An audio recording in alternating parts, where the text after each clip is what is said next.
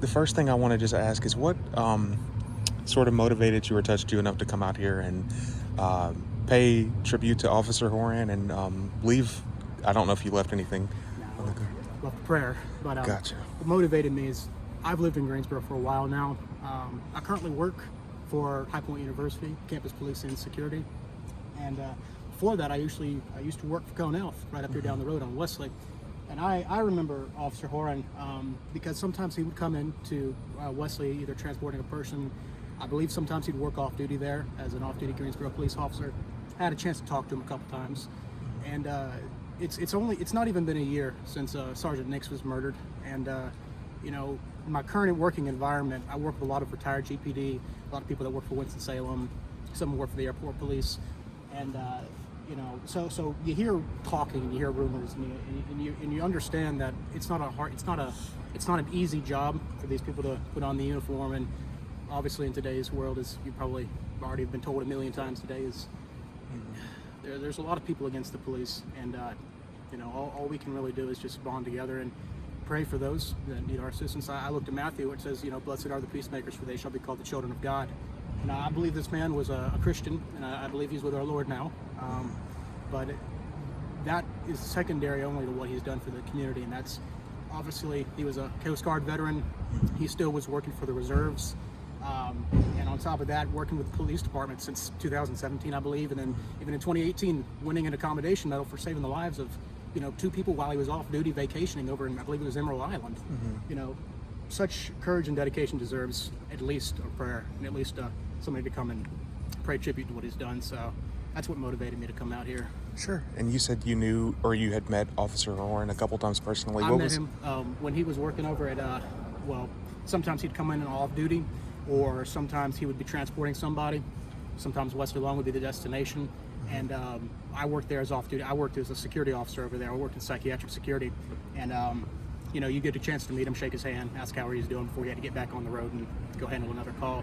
But just in those brief interactions, you'd have a moment to see their nameplate, see who they were. You know, they weren't just behind the car all the time. They were actually a physical person standing in front of you. So that's, it leaves an imprint that you don't forget easily. And when I saw his face on, you know, on the news, because I just learned about it this morning. I was going to a Christmas breakfast, and my mother happened to mention it. I was like, huh. Looked it up on the, you know, on Google, and the face was the first thing I saw. You know, it's a thumbnail. I'm like, I knew this guy. You know, that's you don't get over something like that really easily, and I don't think his family will either. That's truly the victims today, is the family. They lost a father, and you know, they lost a brother. You know, they lost a friend. You know, and the least I can do is come out here and just pay my silent support for them.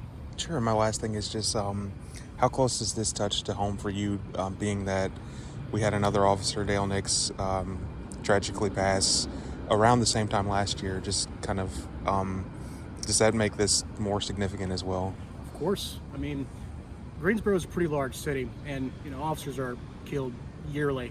You know, but seeing as both of these officers were not corrupt people, they weren't evil people, they were simply doing their duty. One was even off duty, and they were serving their community, and becoming a victim of violence is that's something that's always, I think any American, anybody, any world citizen would be impacted by that.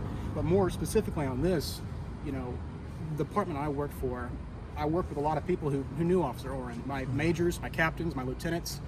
I'll probably go into a briefing tomorrow morning at 6 o'clock and have something mentioned about this gentleman here.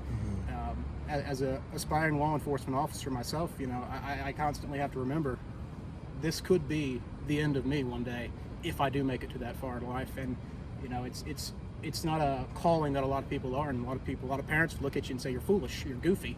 But not me. It's a calling. It's to serve, you know, to serve your community, and it's something that you can't just reject purely on what's happened in the past. You have to see it through, and you have to pray every day that the Lord gives you that you come home to your family at night.